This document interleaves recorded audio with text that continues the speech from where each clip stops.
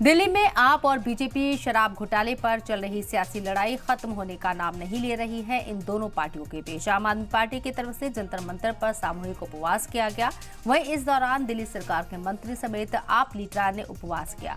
इस दौरान पूरे मुल्क और बैरून मुल्क में भी केजरीवाल की गिरफ्तारी और ईडी की कार्रवाई की मुखालिफत सामूहिक उपवास का दावा किया गया।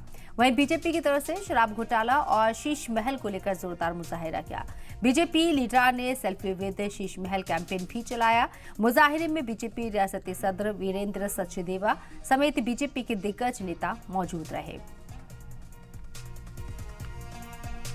तो मुबैना शराब घोटाले को लेकर बीजेपी और आम आदमी पार्टी आमने सामने है। खासकर दिल्ली में बात करें तो दिल्ली में और भी ज्यादा गहमागहमी नजर आती है। इस पूरे मुद्दे को लेकर एक तरफ जहां आम आदमी पार्टी के कारकुनान और लीडरान के साथ साथ पार्टी में वजीर भी, यहां पर सरकार में वजीर भी जंतर मंतर पर एक दिन का इज्तिमाई रोजा रखते हुए नजर आए हैं, उपवास रखते हुए नजर आए हैं। तो वहीं दूसरी तरफ बीजेपी ने भी मोर्चा खोल दिया है और बीजेपी के जरिए भी एहतजाज किया गया। इस मुद्दे को लेकर वाज़ेह रहे कि अरविंद केजरीवाल ईडी के रडार पर है, अभी फिलहाल सलाखों के पीछे है, उनसे पूछताछ चल रही है और आम आदमी पार्टी लगातार अरविंद केजरीवाल की रिहाई की मांग भी कर रही है।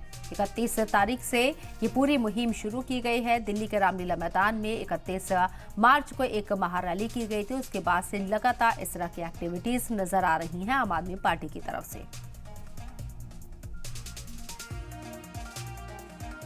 अरविंद केजरीवाल जी की गिरफ्तारी को लेकर पूरी दिल्ली में, पूरे देश में बहुत रोष है। आज आप दिल्ली के किसी भी हिस्से में जाइए, लोग रोक रोक कर पूछ रहे हैं केजरीवाल कब बाहर आएंगे, केजरीवाल कब जेल से रिहा होंगे, केजरीवाल कब बाहर आएंगे। क्यों? क्योंकि दिल्ली के लोग अरविंद केजरीवाल से प्यार करते हैं। दिल्ली के लोग अरविंद केजरीवाल को सिर्फ एक मुख्यमंत्री नहीं मानते, वो उनको अपना बेटा मानते हैं, अपना भाई मानते हैं। वो व्यक्ति जिन्होंने उनके बच्चों को अच्छा स्कूल दिया, उनको अच्छा इलाज दिया, 24 घंटे बिजली दी, 0 बिजली का बिल दिया। तो इसलिए दिल्ली के सभी लोग और देश भर के अलग अलग हिस्सों में लोग अरविंद केजरीवाल की रिहाई चाहते हैं।